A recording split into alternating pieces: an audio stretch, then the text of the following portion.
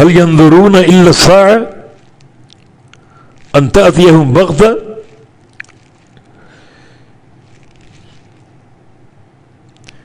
فهل ينظرون،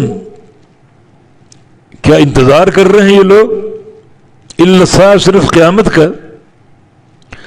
اتنی نصیحتیں، اتنے دلائل ان کے سامنے پیش ہو رہے ہیں اور یہ قبول نہیں کر رہے.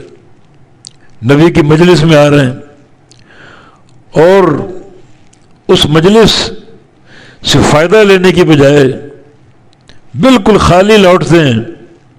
اور پھر یہ ایک حقارت والا انداز، کیا چاہتے ہو تم لوگ، نصیحت قبول نہیں کر رہے، ان دلائل کو تم قبول نہیں کر رہے.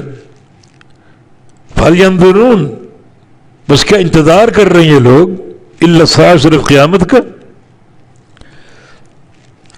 کیونکہ آگے الا آ رہا ہے تو حل نفی کے معنی میں کر لو.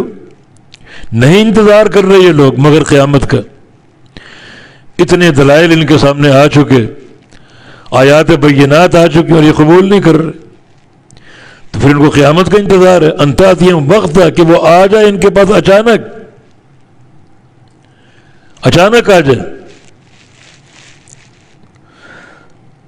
تو قیامت تو بہرحال آئے گی. فقط جاء اشراطها، تحقیق آ چکی قیامت کی علامتیں، تو قیامت بھی آ جائے گی. جس چیز کا تمہیں انتظار ہے اٹھ کے نبی سے کہتے ہو کہ فاتنا بما تعدنا، جس قیامت کا وعدہ کر رہے ہو لے کر آ جاؤ. اس قدر تمہاری رعونت اور نخوت اور غرور، تو قیامت آ جائے گی. علامتیں آ چکی ہیں، علامتیں ظاہر ہو چکی ہیں. نبی علیہ السلام کی بعثت یہ قیامت کی علامت ہے، اس امت کے لیے پہلی علامت. آپ کا فرمان بعثت بین یدی الساعہ، مجھے قیامت سے قبل بھیجا گیا ہے. اس سے قبل انبیاء آتے تھے، ایک نبی، دوسرا، تیسرا، چوتھا. میرے بعد کوئی نبی نہیں آئے گا، اب قیامت آئے گی. تو میری بعثت قیامت کی پہلی علامت، اور اس کو دور نہ سمجھو. بعثت انا والساعۃ کہاتین، اس طرح آپ نے 2 انگلیاں جوڑ کے فرمایا. مجھے اس طرح بھیجا گیا قیامت سے قبل، میں اور قیامت اس طرح ساتھ ساتھ ملے ہوئے ہیں. جیسے 2 انگلیاں ملی ہوئی ہیں، تو میری بعثت بھی قیامت کے ساتھ ہے. مانا قیامت قریب ہے، علامتیں ظاہر ہو چکی. اقتربت الساعۃ وانشق القمر، قیامت قریب آ چکی اور چاند پھٹ گیا. یعنی شق قمر کی علامت بھی قرآن نے بیان کی. تو اس وقت تک جب یہ کفار سے یہ خطاب ہو رہا ہے، یہ کچھ علامتیں اللہ کے نبی نے بیان کی.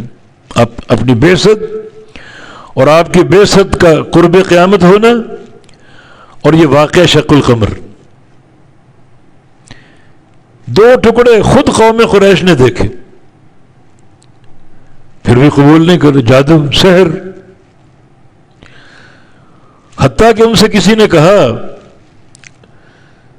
یہ سحر تو ہم پر ہوا، اہل مکہ پر. اس وقت جو لوگ باہر کے قافلوں میں سفر کر رہے، باہر کے ملکوں میں، جب وہ آئیں ان سے پوچھا جائے محمد نے صلی اللہ علیہ وسلم ہم پر جادو کر دیا ہے. اس جادو کا اثر باہر کے لوگوں پر تو نہیں ہو سکتا. تو ہمارے جو تجارتی قافلے باہر اس وقت مختلف ملکوں میں ہیں، ان کو لوٹنے دو.